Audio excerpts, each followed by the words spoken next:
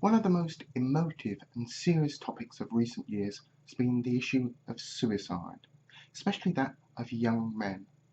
The number of all suicides has been increasing over recent years. However, the media coverage of the problem doesn't always match up with the facts and the statistics on suicide. So, what are some of the issues that are being overlooked and what can be done about it?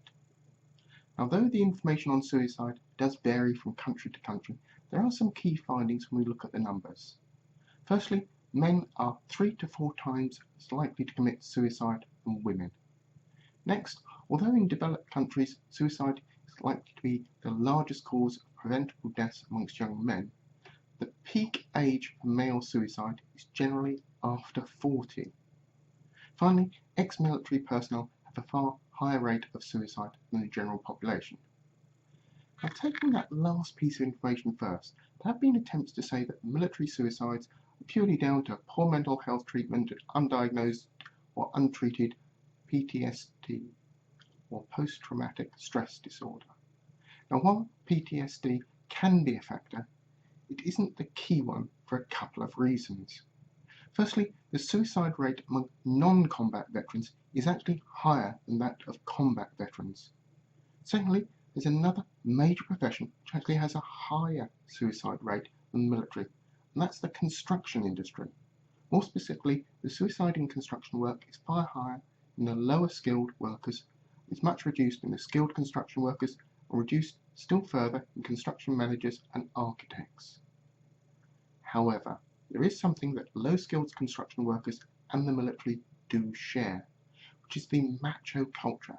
It seems to be reflected in other professions with a high suicide rate. And the opposite is true in things like education and library workers, who tend to have the lowest suicide rate. Alongside the macho culture appears to be relatively low levels of education, training, and technical ability in the jobs where the suicide rates are the highest. Probably people in those jobs think not only that their work isn't valued or appreciated, but also they as individuals could be replaced at any time by almost anyone, which when combined with the financial insecurity that these people in these jobs may have can lead to an increased risk of suicide.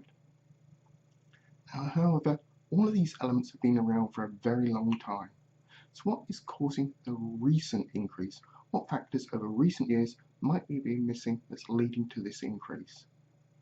It appears to be that the changes in society and communication may be a major factor in driving this increase. In society, equal rights for women and others has meant that many of these men are having to adapt their behaviour towards other people in their social lives. This speed of change has been actually quite rapid on a personal level, with many of them seeing the roles and behaviours that they grew up with children now being completely out of step with modern society.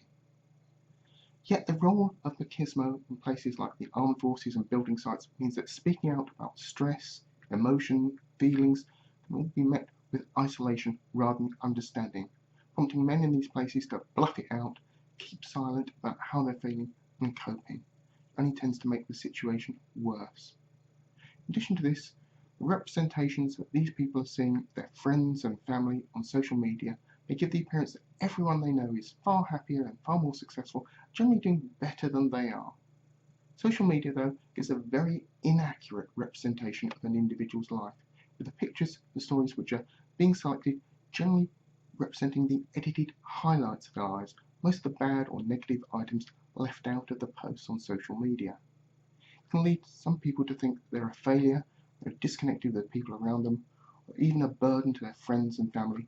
They don't want to add to that burden by speaking out about how they're feeling. The result, they may attempt suicide as a way out. Now, it's important to note this macho culture doesn't just affect men. Work areas which are seeing the largest increase in suicide amongst women, also places where adopting a more macho personality is seen to be the key to success in the profession. So what can be done to make this situation better? Well, if you notice some changes in either a friend or a relative or a work colleague, ask them about how they are, and listen carefully to their response without being judgmental about their reply. If they say something of concern, suggest they get in contact with the various agencies and support groups that are out there to help. Remember, though, it shouldn't stop there. Continue to tell them that you are prepared to listen to them In addition, check up later to see if they actually have gone through to contact someone about the problem. If you're in any doubt about how to go about it, various support agencies have leaflets and loads of information on how to approach the subject in a careful and considered manner. In doing so, you may be able to save a life of someone you care about.